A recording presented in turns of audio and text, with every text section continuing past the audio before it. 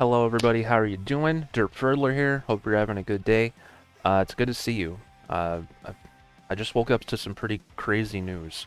Uh, uh, Microsoft, Xbox, they bought Activision. They bought the company that is responsible for Call of Duty, Crash Bandicoot, Spyro, Tony Hawk games, and also, this is the big one, Guitar Hero. Xbox now owns Guitar Hero. What does this mean? Let's talk about it.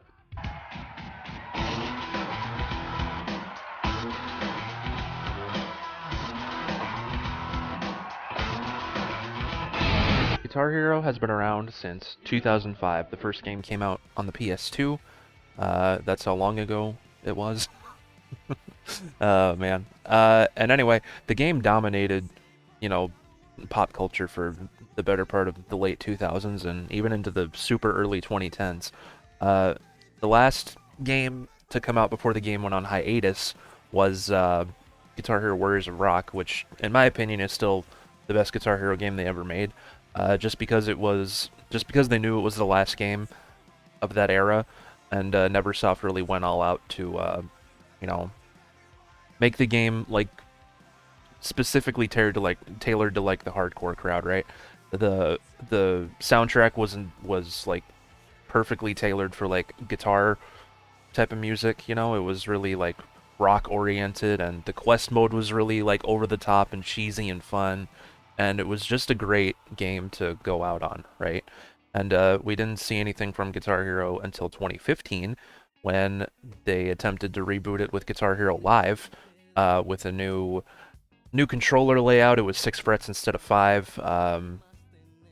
The main career mode was in first person, where you had, and it was like live action, and depending on how good or bad you played, your band around you and the crowd would react positively or negatively. It was like a, you know, they tried to give you that immersive like on stage experience, right? And then alongside Guitar Hero Live was an online service called GHTV, which was literally like, imagine like old school MTV or something, or just I guess any type of streaming service these days is a better modern comparison. It would be like you could play along to music videos basically, right? And GHTV was a really good idea. I really enjoyed it quite a bit. And the worst part of it was how Activision chose to monetize it, because it was rough. It was rough. The way GHTV worked was you basically had to farm for coins by playing the channels, which would have like preset like show blocks, I guess, and it would be like half-hour blocks of like, oh, here's a half hour of metal, here's a half hour of, I don't know, pop or whatever. There were 2 channels, one for heavier music and one for like poppier music. You could choose which channel you wanted to play. But anyway, if you wanted to like pick a song to play, you had to like pay coins that you would get from like grinding in the channels.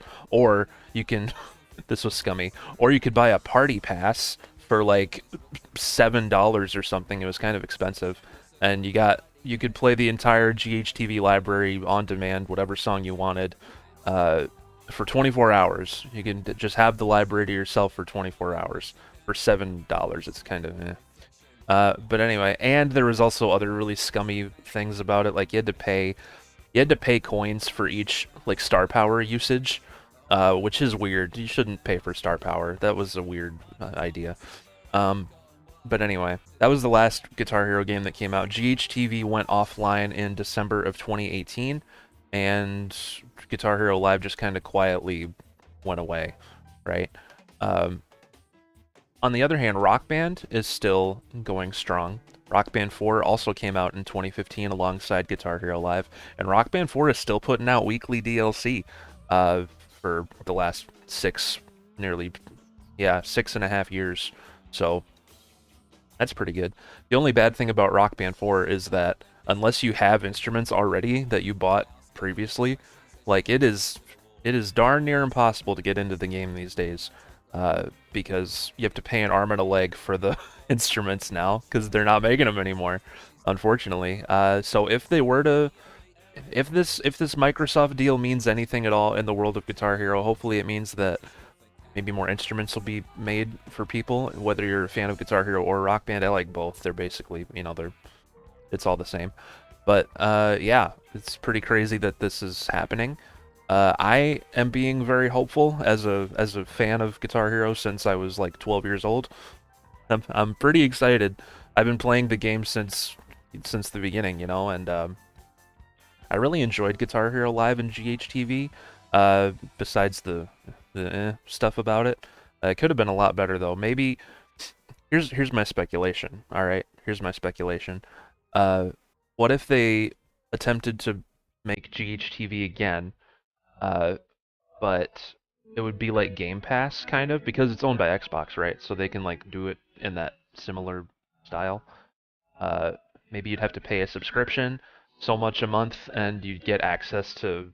Hopefully, it'd be cheaper than a party pass. My God, but this is my idea. This is how I can see them maybe doing it. Maybe like a subscription type of thing where you pay so much a month and then you get access to like however many songs they got. Kind of like how Rocksmith Plus is gonna handle things. But I kind of hesitate to compare Rocksmith to Guitar Hero because Rocksmith is a similar game, obviously. Uh, but it's more meant for like learning guitar. So like the subscription model kind of makes a little more sense. Like, oh, you're paying to learn guitar, right? Whereas with Guitar Hero, it's like, well, yeah, it could be the same thing. You're paying to play Guitar Hero and stuff, right? So I don't know. Plus, with Clone Hero being a thing right now, and Guitar Hero is accessible and free to pretty much anybody. Um, they're going to be competing with that for sure. Uh, but the thing is, though, you can't play Clone Hero on a console, right? So like, if they put out a new Guitar Hero game and start making new instruments again, that'll be a big deal for console people, right? Because the last console game was, Rock Band 4 and Guitar Hero Live. So the console folks are long overdue for a new music game, honestly. But yeah, I don't really know. I just kind of made this video on impulse to kind of talk about my feelings and what I think could happen. I could be wrong. I'm just speculating. And the Activision deal doesn't close until someone told me the end of or quarter two of 2023. So if we do get another Guitar Hero under the Xbox brand, it won't be for a little while. But hey, this is crazy news, right? We can at least attest to that. So, let